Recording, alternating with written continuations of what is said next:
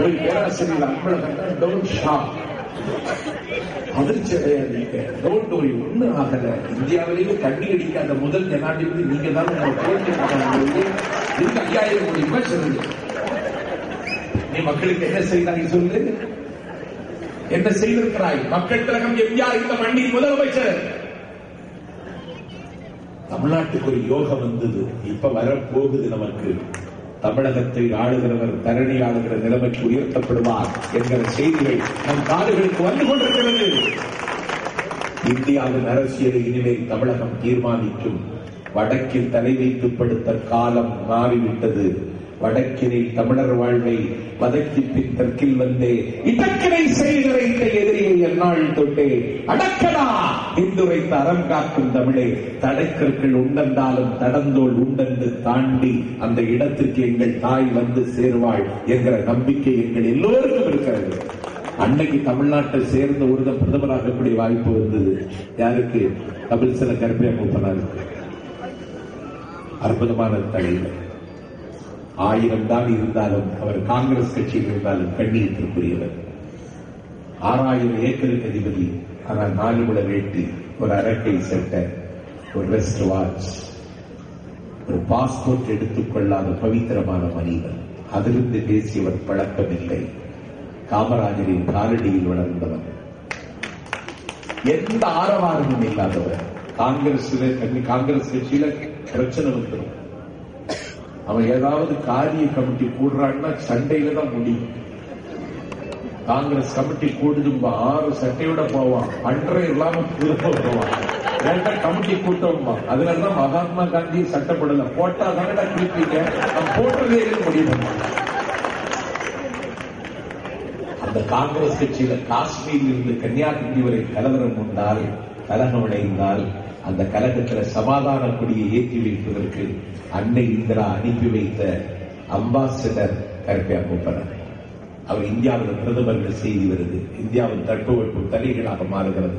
ஒரு ஸ்டேபிள் கவர்மெண்ட்டுக்கு ஆபத்து வருகிற பொழுது ஒரு ஸ்டேட்ல இருக்கிற ஒரு லீடர் பிரதமராகக்கூடிய சான்ஸ் வருகிற பத்திரிகை எழுதின காலகட்டத்தில் என் பெருமைக்குரியவர்களே, மூப்பனார் பிரதமர் என்று பத்திரிகையில் முகம் கொடுக்க ஆரம்பித்த உடனே கருணாநிதியில கேட்டாங்க, நீங்க பிரதமராக இல்லையான்னு கேட்டதை இவன் சொன்னா, அப்போ ஏன் உயரம் எனக்கு தெரியும் அப்படின்னா. ஏன்னு சொன்னா அவங்க மூப்பனாருக்கு உயரம் வீடு குதி காமிக்கிறாங்க. 2 பேரும் ஒன்னாதான் போறான் மீனம்பாக்கம் விமான நிலையத்துல. இந்த விமான படிக்கட்டுல இடது பக்கம் மூப்பனார் பிடிச்சிட்டு ஏறுறார், வலது பக்கம் கருணாநிதி பிடிச்சிட்டு ஏறுறார். திமுக தொண்டம் பூரா விமான நிலையத்தில் போய் கருணாநிதி சொல்றான், ஆக்கிடாங்க, ஆப்பு வச்சிருவான், ஆக்கிறாங்க, ஒரு காலி இவனை ஆக்கிறாங்கன்னு சொல்றான். கருணாநிதி சொல்றான், ஆக்கவே மாட்டேன், குழி தோட்டவன் கூடுதே போற பேசாம குழியை தோட்டி தேவகவுடாவை தேசத்தின் பிரதமராக முட்டுப்படுத்தாங்க கருணாநிதி. காவேரி தண்ணீர் பிரச்சனையில் தொடர்ந்து தமிழகத்தை வஞ்சித்தவர் தேவகவுடா. அந்த தேவகவுடாவுக்கு முகவரி கொடுத்து தேசத்தின் பிரதமராக்குவதற்கு, முடி சூட்டுவதற்கு முட்டுக் கொடுத்த கருணாநிதியை கேட்கிறேன். காவேரி தண்ணீர் பிரச்சனையில தமிழகத்திற்கு நியாயம் வேண்டும், எங்களை இனிமேல் பழிவாங்கக் கூடாது ஒரு நிபந்தனையாவது நீ விதிக்கிறியே. உனக்கு அந்த உணர்வு இருந்ததா? இல்லையே. மக்கள் தலைவர் எம்ஜிஆர் இந்த மண்ணில முதலமைச்சர். நான் கேட்கிறேன், தேவகவுடா தேசத்தின் பிரதமராக இருந்த காலத்தில் தான் 10,000 மெகாவாட் உற்பத்தி செய்யக்கூடிய மின் நிலையம் ஒன்றை அன்றைக்கு பிரதமர் அதிகாரத்தை பயன்படுத்தி பெங்களூருக்கு கொண்டு வந்தார் தேவகவுடா. தென்னகம் முழுவதும் இருக்கக்கூடிய ரயில்வேயை 2 கூறாக்கி ஒரு கூறினுடைய தலைநகராக பெங்களூரை இன்றைக்கு மாற்றினார் பிரதமர் அதிகாரத்தை பயன்படுத்தி தேவகவுடா. ஆல்மாத்தி அணையினுடைய உயரத்தை உயர்த்துவதற்கு இந்தியாவின் பிரதமர் அதிகாரத்தை பயன்படுத்தி 700 கோடி ரூபாயை எடுத்துக் கொடுத்தார் தேவகவுடா. சர்வதேச வங்கிகள் 70 கோடி ரூபாய் கடன் கொடுப்பதற்கு பிரதமர் தன்னுடைய அதிகாரத்தை பயன்படுத்தி பரிந்துரைக்கு எடுத்துக் கொடுத்தார் தேவகவுடா. தடுத்தியா? இது செய்யலாமான்னு கேட்டியா? மக்கள் தலைவர் எம்ஜிஆர் முதலமைச்சர். காவேரி தண்ணீர் பிரச்சனை அன்னைக்கு இருக்கு. எம்ஜிஆருக்கு கவலை. அவர் ஏழை பங்காளர், ஏதுமற்ற மக்களுக்காக வாழ்ந்த தலைவர்.